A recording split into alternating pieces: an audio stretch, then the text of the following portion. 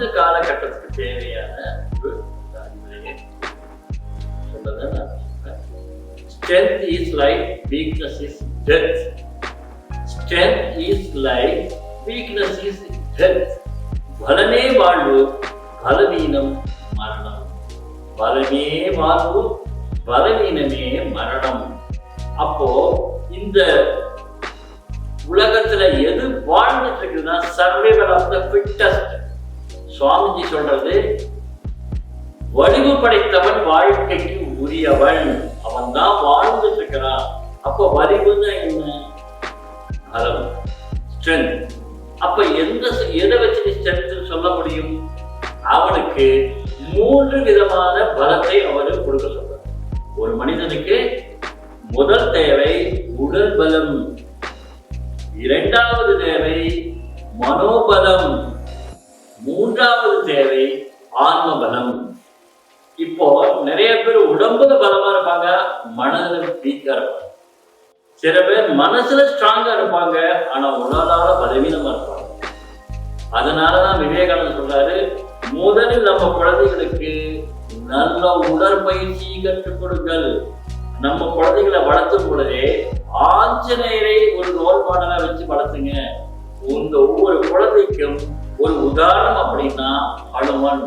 ஹனுமன் எப்படி அவர்கிட்ட ஒரு கரேஜ் இருந்தது, ஒரு தைரியம் இருந்தது, ஒரு பெரிய காரியங்களை சாதிக்கக்கூடிய அளவுக்கு உடல் பலம் இருந்தது, மனோபலம் இருந்தது. எதற்கும் மயங்கான அந்த மனசை எப்படி வச்சிருந்தார்? அந்த மனது உயர்ந்த நிலையில பலமா வச்சிருந்தார். அதனால அவர் ராமகாரியத்துக்கு மிகப்பெரிய ஒரு பங்காற்றினார். அந்த அனுமனுடைய அந்த வழியில நம்ம இளைஞர்கள் வர வேண்டும். இப்போ காலகட்டத்தில் பார்த்தீங்கன்னா இளைஞர்கள் எந்த அளவுக்கு பிசிக்கலாகவும் மென்டலாகவும் தென் ஸ்பிரிச்சுவலாகவும் வீக்கா இருக்காங்க அப்படிங்கிறத நம்மளே பார்க்கணும்.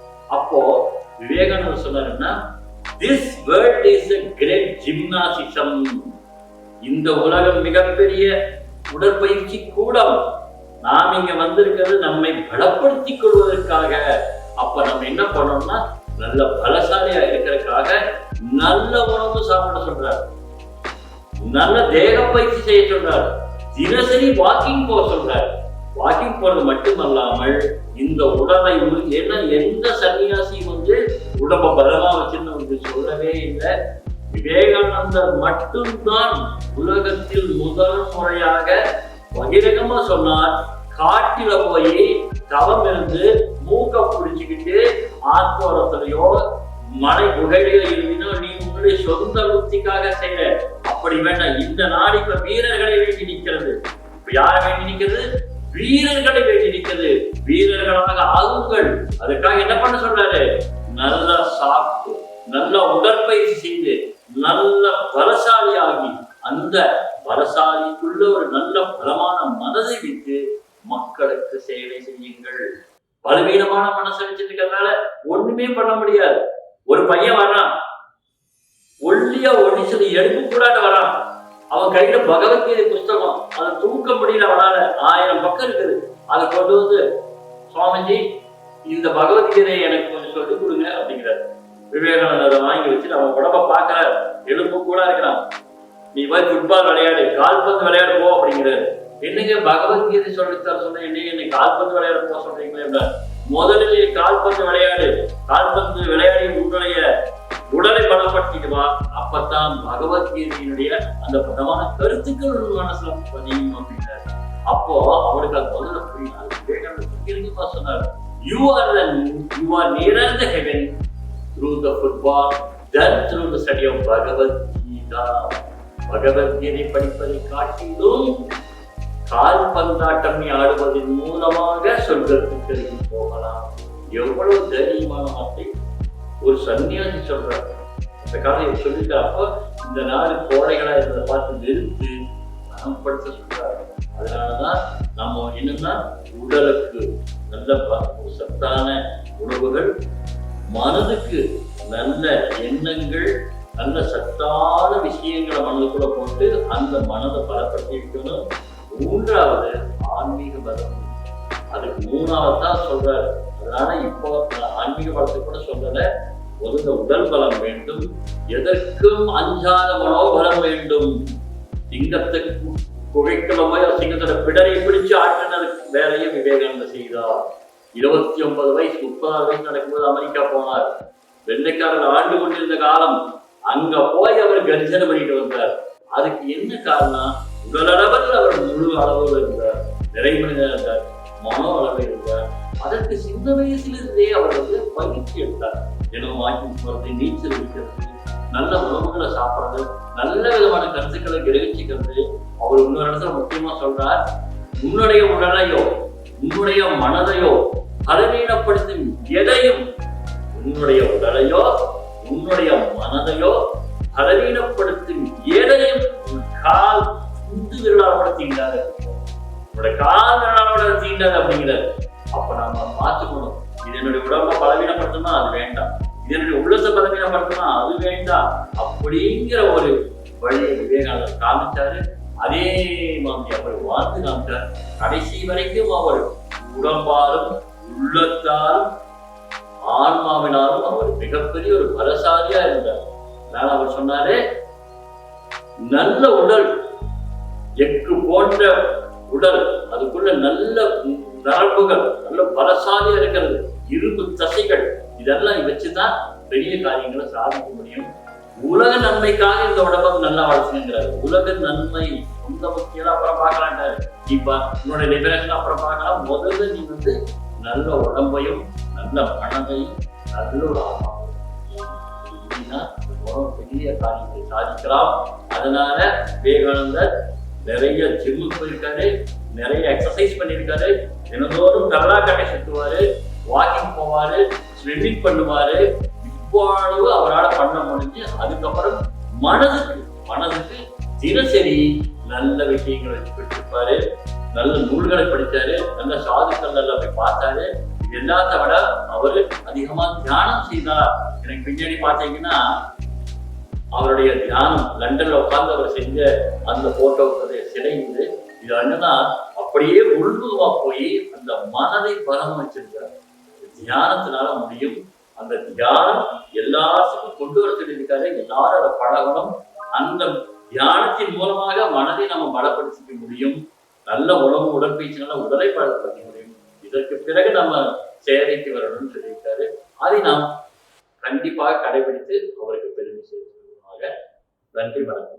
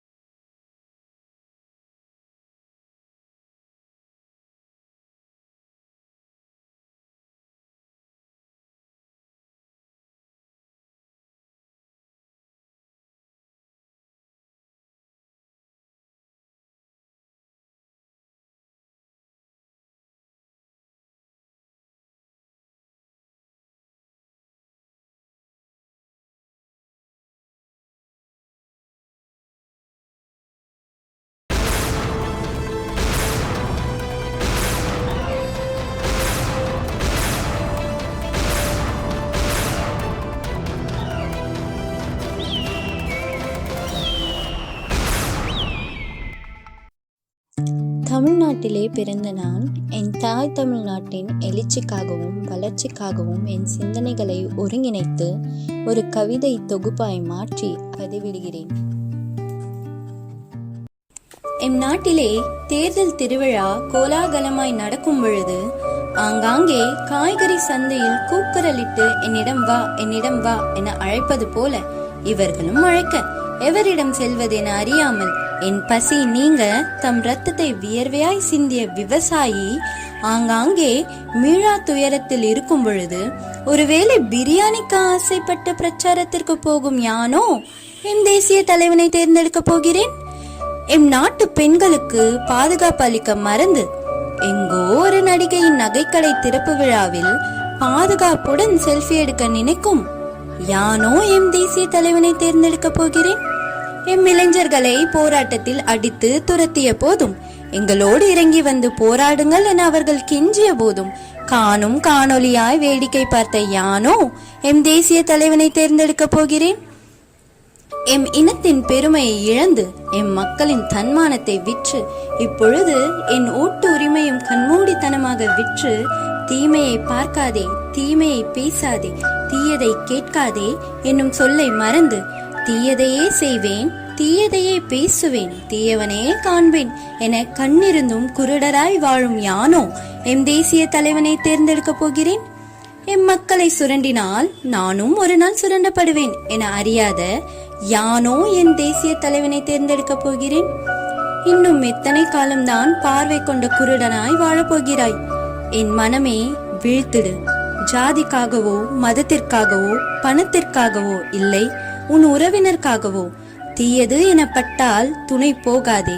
நீதி தேவதைக்கே கண்கள் கட்டப்பட்டிருப்பதால் எல்லாம் இருண்டுவிடும் என திகைக்காதே. துணிவு கொள், இது உன் தேசம். உன் மக்களின் முன்னேற்றத்திற்காக உன் கண்களுக்கு தெரியும் உண்மையான நபருக்கு வாக்களித்து நம் தேசத்தை முன்னேற்று என் தமிழினமே.